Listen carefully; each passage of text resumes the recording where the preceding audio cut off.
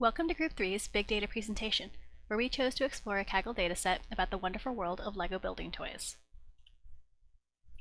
With our study, we wanted to look at how the evolution of the LEGO company is represented by data about its product releases over time.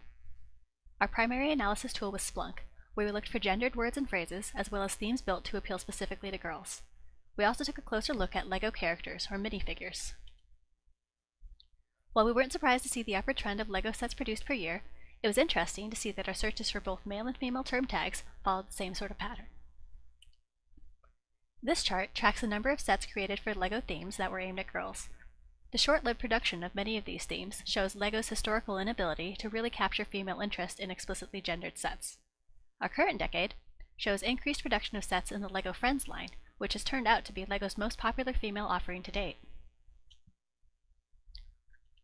As we progressed through data analysis, we became interested in looking for information related to female representation in LEGO products. With this focus, we identified some subtopics to research both in and outside our dataset: minifigures and the gender norms they might promote, and advertising and branding strategies employed by LEGO. As our data centered on LEGO pieces and their categorization into sets, we had lots of information about products, but nothing about marketing or history. We could see some trends towards increased gender representation and targeting in the sets, but it didn't really present any sort of complete story. We had to rely on additional research on LEGO fan websites like Brickopedia and Brickset to provide context for how these sets were portrayed to the masses.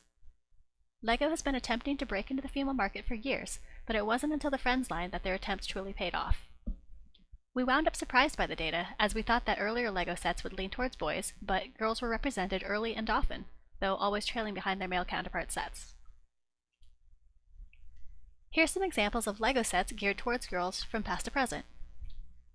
The earliest set, Homemaker from the 1970s, was a domestic theme that featured dollhouse-style rooms and included simple minifigures. Homemaker was produced until the 1980s, when LEGO's focus was more on age groups and gender-neutral sets such as Fabuland, a precursor to today's Duplo line, and the expansion of the popular space theme. The 1990s saw another attempt at girl-focused sets with the introduction of the Belleville sets and the sub-themes Playhouse and Fairy Tale. These sets were also dollhouse themed like Homemaker, and mostly pre-built furniture and accessories were used instead of interlocking bricks. Instead of traditional LEGO minifigures, a new line of figures called Belleville figures were used. Boxes were primarily pink and purple, with these colors featured prominently in the set pieces as well. The Scala theme, also released in the 90s, was a jewelry construction line that also lacked minifigures and bricks. The Scala figures associated with this line were also a drastic departure from minifigures, being more like Mattel's Barbie dolls and featuring changeable clothing. The introduction of Clickets in the 2000s took the craft construction angle even further than Scala. This line focused on 3 female characters that occasionally appealed in physical form, but the sets were mostly concerned with creating jewelry and desk accessories such as stationery or picture frames. The release of advent calendars generated a spike in the production of Belleville and Clicket items, but as the decade closed, these themes were discontinued as LEGO chose to conduct gender play research studies to rework its offerings. The LEGO Friends theme, introduced in 2012, was the result of this research and strove to return to the brick construction roots of LEGO toys. LEGO Friends introduced mini-dolls, which are larger and more detailed than minifigures, but maintain some limited component compatibility with standard minifigures, particularly hair and hats. LEGO Friends sets are very character and story-driven, with some video games and even a TV show featuring the characters. The success of LEGO Friends saw the expansion of this particular system of girly Legos, with the licensing of Disney princess rights and the adding of an elves theme.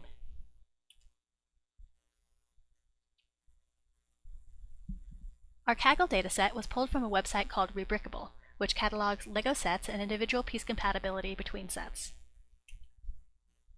We were unable to properly answer our queries about set complexity through the data alone, as the quantity of bricks and pieces did not directly correlate to how difficult a set might be to build. Additionally, pieces such as minifigure parts complicated matters further due to being so modular. Our data showed that the average number of pieces included in sets has been on the rise through this decade, with girl sets catching up to the others. Through a scholarly article on LEGO sets comparing Friends and City themes, we learned that one of the reasons why piece quantity isn't a good indicator of set complexity is that non-building or accessory pieces typically have only a single use, unlike the basic LEGO bricks. The complete dominance of Star Wars pieces in 2016 was the result of a single set, a model Death Star with 4,016 pieces. Our data included gender-specific terms to describe pieces, with fun examples such as the minifigures entry for female beehive hair with side-swept bangs. Not all minifigures had conclusive gender descriptors, making minifigure titles like artist or scientist ambiguous until we looked them up online.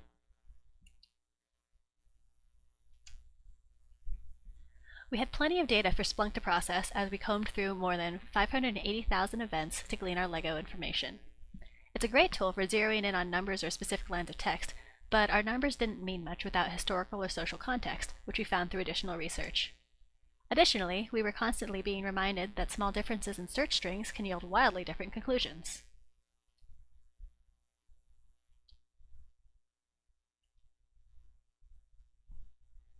Though the data found in Splunk was important to our understanding, with this specific data, it truly took further research to understand what data implications we were seeing.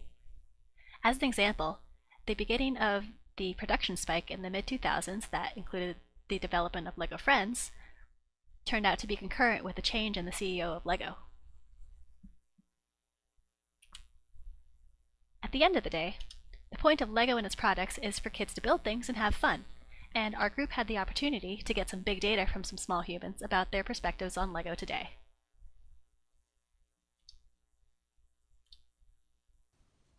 So Harper, you had something you wanted to show me for Legos. What have you built? This is a Lego cage.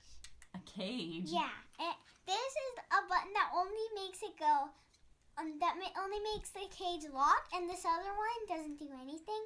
So here's how to open it. You press that little diamond thing right here. Mm-hmm. You click it in. You click it in. You press it in to the cage, and look. Oh, press the diamond, closes the cage. It opens the cage, Mama. And when it opens the cage, the people in the cage can get out. And when I made this, I was thinking about this game I made called Father. And when I was thinking about it, I was like, oh, I could use this in my Father movie. And the Father movie is actually made out of Legos because I got a Lego set that was make your own movie. Where you take pictures of the Legos and you make it into a movie? It's like a little slideshow, okay, people? Okay, thank you for telling us about it.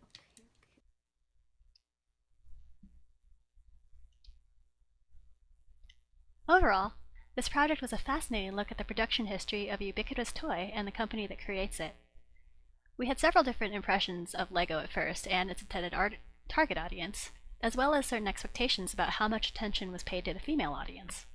Happily, we wound up pleasantly surprised to find that while there have certainly been mistakes and controversy about even successful products like LEGO Friends, LEGO has and will keep trying to provide a diverse range of play expectations.